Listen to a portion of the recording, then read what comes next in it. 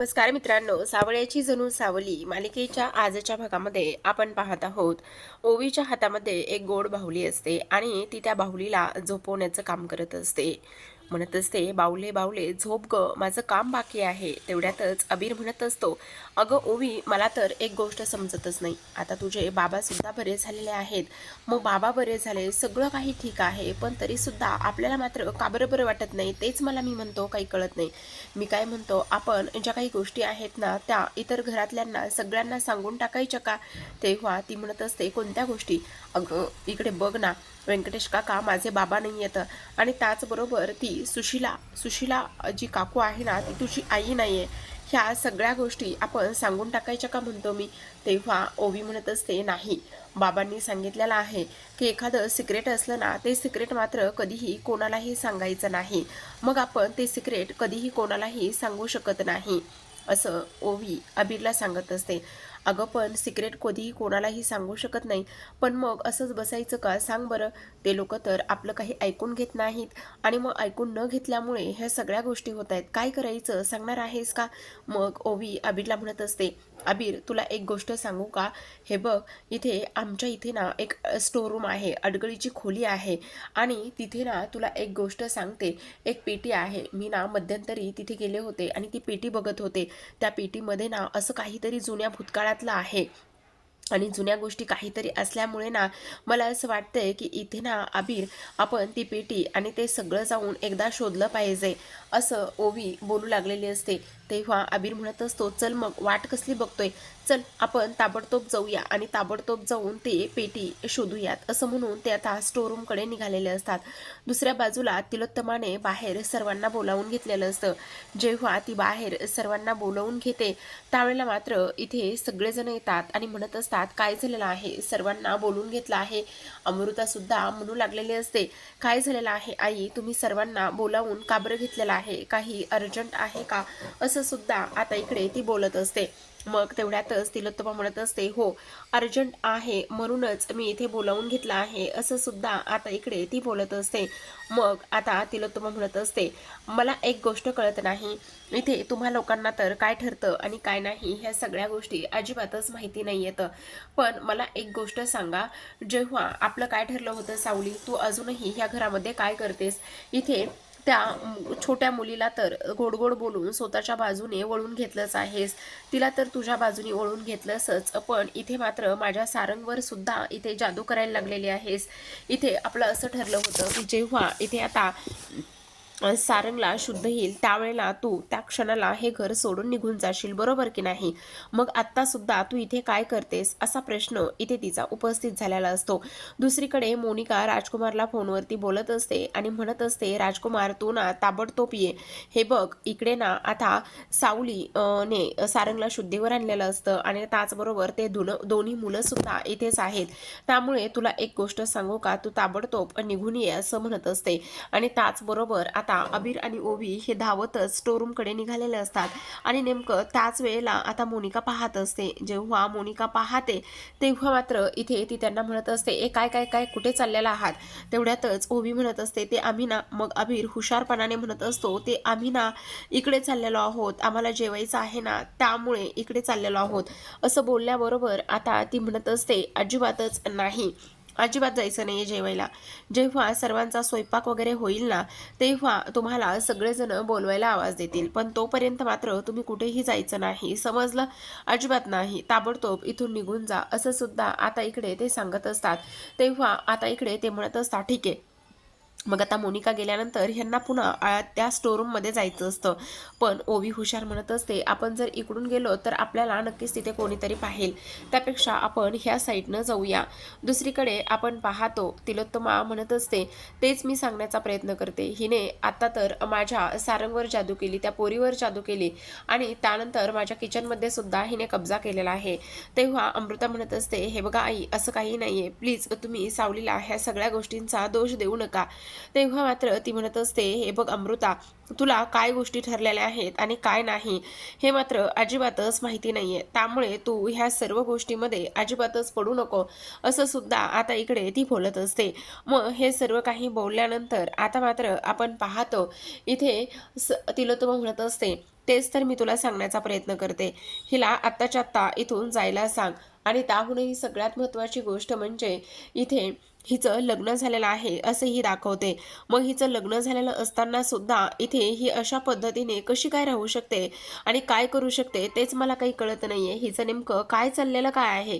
तेवढ्यातच मोनिका काहीच माहिती नसल्यासारखं तिथे येते आणि म्हणत असते, "अरे बापरे! काय झालेलं आहे? सगळं काही ठीक आहे ना? आणि काय झालं तुम्हा सर्वांचे एवढे तोंड का बरं पडलेले आहेत?"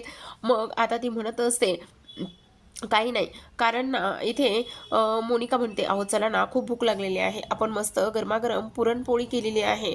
मग ती पुरणपोळी आपण मस्त अशी गरमागरम खाऊन घेऊया." तेवढ्यातच आता इकडे मोनिकाला तिलोत्तमा गप्प करते आणि म्हणत असते, "जरा तरी गप्प बसणार आहेस का तू? अजिबातच आता पुरणपोळी वगैरे खायची नाहीये." आणि मग आता इकडे ती सावलीला म्हणत असते, "हे बघ, आत्ताच्या आत्ता इथून निघून जायचं आहेस, कळलं? आपल्यामध्ये काय बोलणं झालं होतं, की जेव्हा सारंग शुद्धीवर येईल त्यावेळेला तू ताबडतोब इथून निघून जाशील, बरोबर की नाही? ह्या सर्व गोष्टी ठरल्या होत्या ना? मग जर ह्या सर्व गोष्टी ठरल्या होत्या तर तू मात्र इथे काय करतेस? तुला इथे राहण्याचा काय संबंध आहे?" असं सुद्धा आता इकडे ती बोलत असते. मग आता हे सर्व काही बोलल्यानंतर इथे मात्र मध्येच सारंगला त्रास होऊ लागलेला असतो. मग सावली म्हणत असते, "सारंग तुम्हाला काय होतंय? सारंग तुम्हाला काय होतंय?" असं म्हणून आता इकडे ती त्याला लगेचच पाणी द्यायला लागत असते. मग तिलोत्तमा सावलीला थांबवते आणि म्हणत असते, "एक मिनिटं, तू का पाणी देशील? तुझा काय संबंध आहे? त्याची बायको इथे उभी आहे ना, मग ती पाणी देईल." असं म्हणून सुशिलाला ती पाणी द्यायला सांगत असते. मग सुशिलाला पाणी द्यायला सांगितल्याबरोबर सारंग पाणी पितो आणि त्यानंतर आता इकडे ती म्हणत असते, "मला एक गोष्ट कळत नाहीये, आता एवढं सगळं तुला ह्या सगळ्यांच्या पुढे-पुढे करण्याची काय गरज होती? बोल, काय गरज काय होती तुला ह्या सगळ्यांच्या पुढे-पुढे करण्याची? अगं, तुझं लग्न झालं आहे ना, पण तुझ्याकडे बघून मात्र मला असं काहीच वाटत नाहीये, की इकडे तू खुश असशील आणि ह्या सगळ्या गोष्टी इथे व्यवस्थित असशील म्हणून. अजिबातच मला असं काहीच वाटत नाहीये. कारण ह्या माणसाला इथे फरकच पडत नाही." तेव्हा आता इथे सारंग म्हणत असतो, "अगं आई, काय करतेस तू हे सगळं? असं का बोलतेस? ह्या सगळ्यामध्ये सावलीची काय चूक आहे? हे बघ, तिची ह्या सगळ्यामध्ये काहीही चूक नाहीये. प्लीज जरा ऐकून घे ना." त्यावेळेला मात्र इथे तिलोत्तमा म्हणत असते, तुला असं वाटतंय का, की इकडे काही चूक नाही म्हणून ह्या सगळ्या वागण्यावरून, बोलण्यावरून असं वाटतंय तुला?" दुसरीकडे अबीर आणि ओवी हे स्टोर रूममध्ये जाऊन पोहोचतात. जेव्हा तिथे पोहोचतात त्यावेळेला मात्र तिथे आजूबाजूला प्रचंड धूळ साचलेली असते. एवढी धूळ साचलेली असते, की काही विचारूच नका.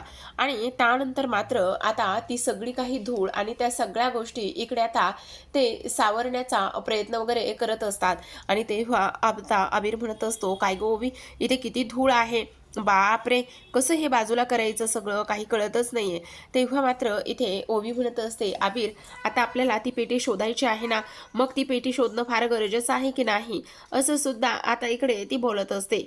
मग आता हे सर्व काही बोलल्यानंतर आपण पाहतो इथे लगेचच ओवी म्हणत असते, की "हे बघ, हीच ती पेटी आहे." "अगं, पण ह्याला तर कुलूप आहे. आता हे कुलूप कसं तोडायचं?" तेव्हा ओवी म्हणत असते, "तुला एक गोष्ट सांगू का? जेव्हा आम्ही पाहिलं होतं त्यावेळेला मात्र इथे अजिबातच कुलूप वगैरे काहीच नव्हतं. बहुतेक ना बाबांनी त्यानंतर कुलूप लावलेलं असावं, असंच मला वाटतंय." असं सुद्धा आता इकडे ती बोलत असते. मग आता हे सर्व काही बोलल्यानंतर आता हे कुलूप कसं तोडायचं? अबीर म्हणत असतो, "काहीतरी डोकं नक्कीच लावावं लागेल." दुसरीकडे आता सारंग म्हणत असतो, "असं काय करतेस आई?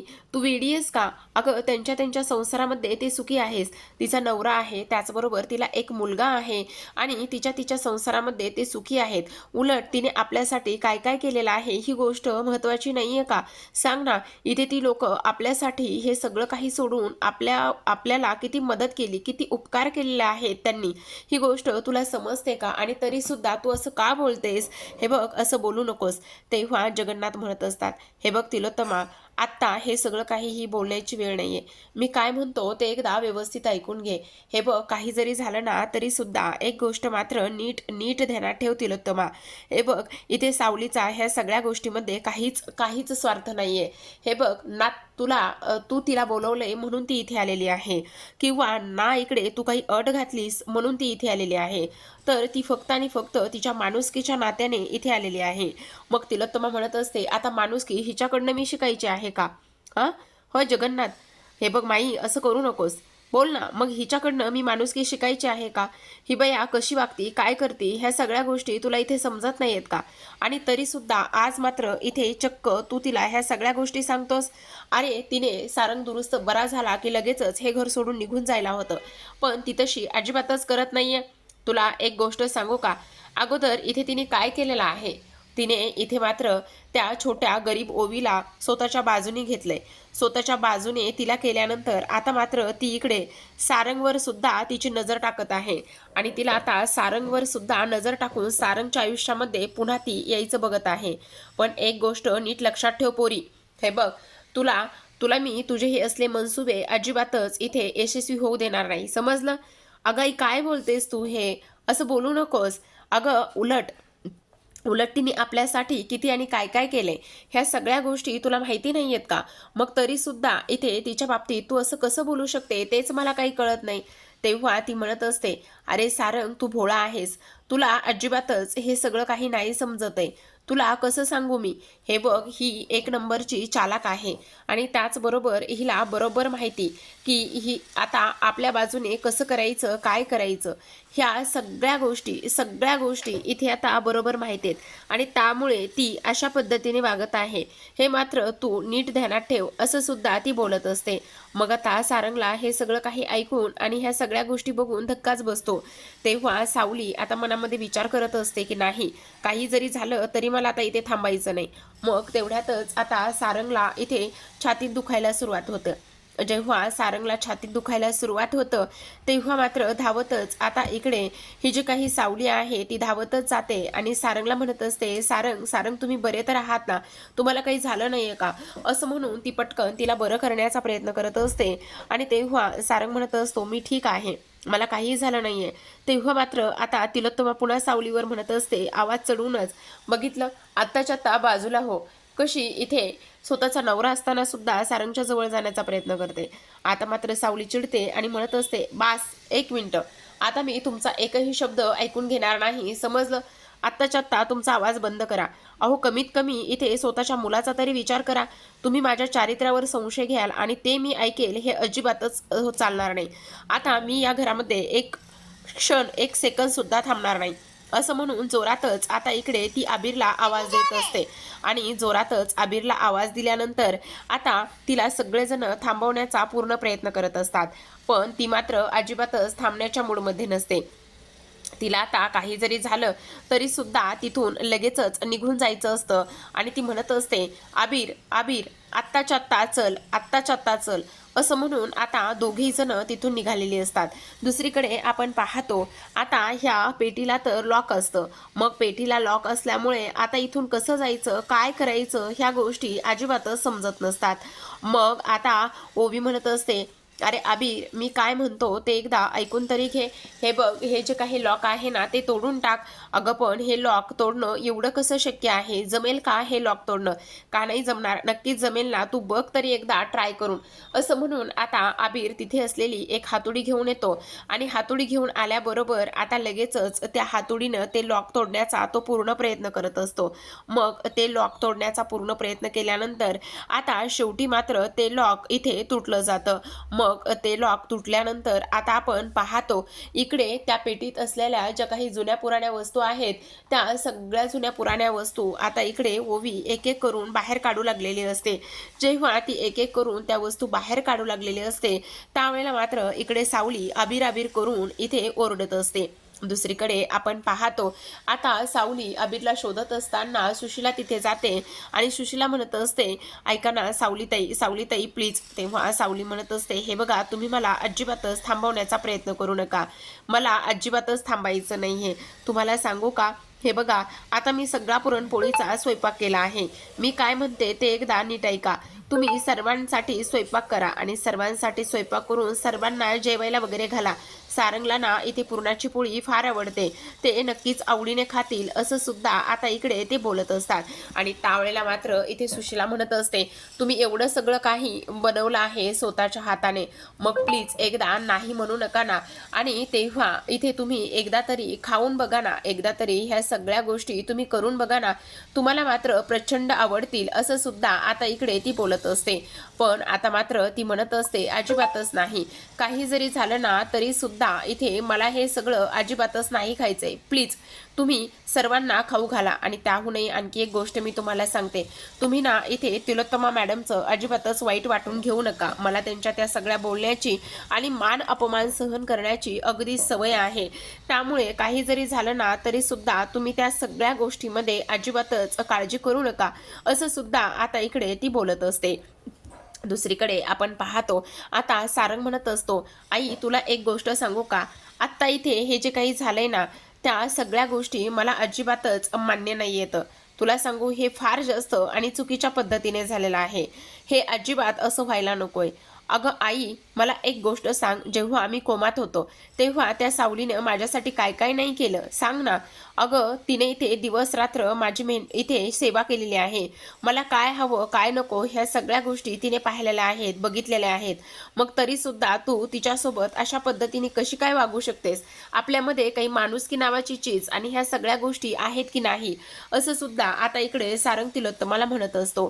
तेव्हा तिलोत्तमा म्हणत असते, आता तू मला शिकवणारस का? ह्या सर्वांसमोर तुझी आई वेडी आहे, तिला समजत नाही ह्या गोष्टी इथे तू मला सांगणार आहेस का? तेव्हा सारंग म्हणत असतो, हे बघ मला आता बाकीचं काहीच माहिती नाहीये. मला फक्त एवढंच कळतंय की आपण सर्वांनी मिळून एकत्र फक्त सावलीने बनवलेल्या त्या पुरणपोळीचे 2 घास खावे, बस मला एवढंच वाटतंय. त्यांनी केलेल्या त्या उपकाराची एवढ्याच ह्यानी आपण परतफेड करू शकतो. आई प्लीज एकदा ऐकून घे असं सारंग तिलोत्तमाला म्हणत असतो. पण तिलोत्तमा मात्र ऐकण्याच्या अजिबात मनस्थितीमध्ये नसते, कारण तिला तिचा इगो जास्त महत्त्वाचा असतो. तर प्रेक्षकांनो, अशाच नवनवीन मालिकांचे अपडेट्स आणि रिव्ह्यू जाणून घ्यायचे असतील, पाहायचे असतील तर नक्की चॅनलला सबस्क्राईब करा आणि पाहत रहा सावळ्याची जणू सावली. भेटूया उद्याच्या भागात. तोपर्यंत धन्यवाद.